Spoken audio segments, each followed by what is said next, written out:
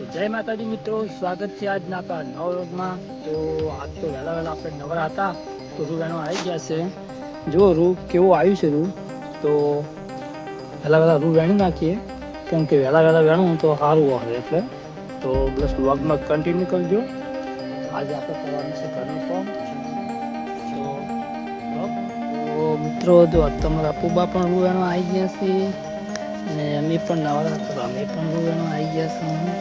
તો રોજ કેવું આવ્યું છે કમેન્ટમાં જરૂરથી કહેજો।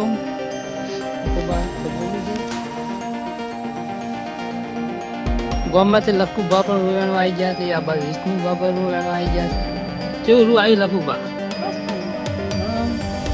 આવડે ને?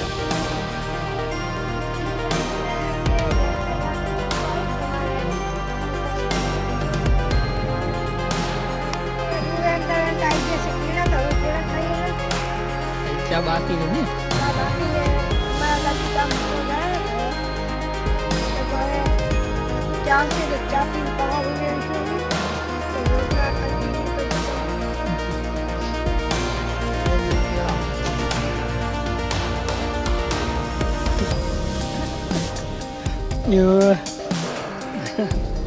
आई गए थे हमारे चा, हमारा अभी चा बनाने आई गए थे। तो नाश्ता कोई लाया नहीं तो चा से हमारे तो हमें चा पी ले गया तो नाश्ता चा आई जैसे तो ये चा पी लिए, चा पी पासू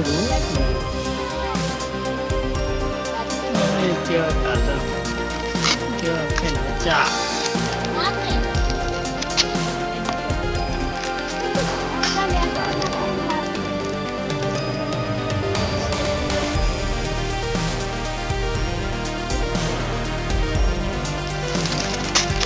तो चा नास्तो आई गयो છે પાપડી અને પપ્પામાં લઈને આવ્યા પાપડા।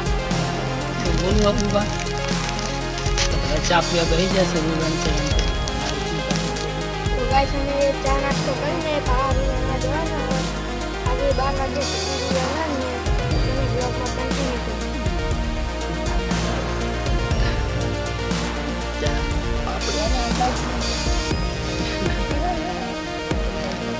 गाड़ी में जाऊँ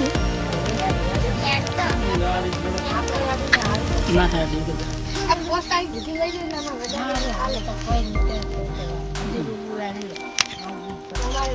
तो शनि रवि दवाई शनि रवि पुण्यम नु दवाई तो बात था तो बात है तो आपको ये कि जाओ अंबाजी મિત્રો વેણતે વેણતે જોયા કેટલા જનાવર છે તમે જુઓ। તો આ જનાવરનું નામ શું છે કમેન્ટ કરજો। ઢગલો છે આવા લાલ જો।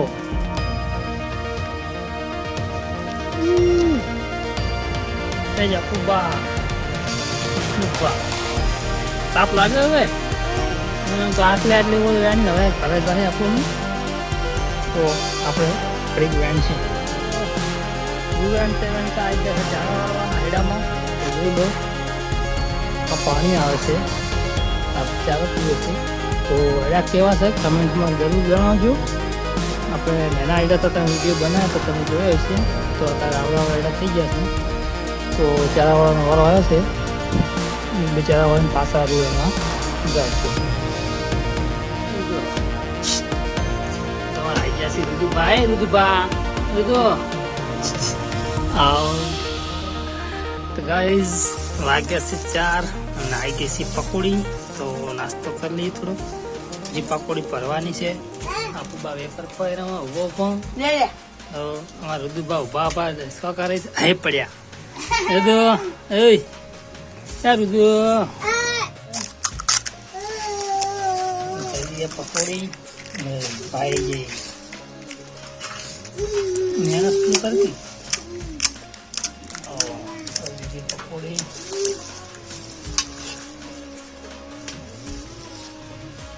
કેટલો માહોલ પેલા હો રાખજો રુદુ રુદુ આતા રુદુ બાઉ રુદુ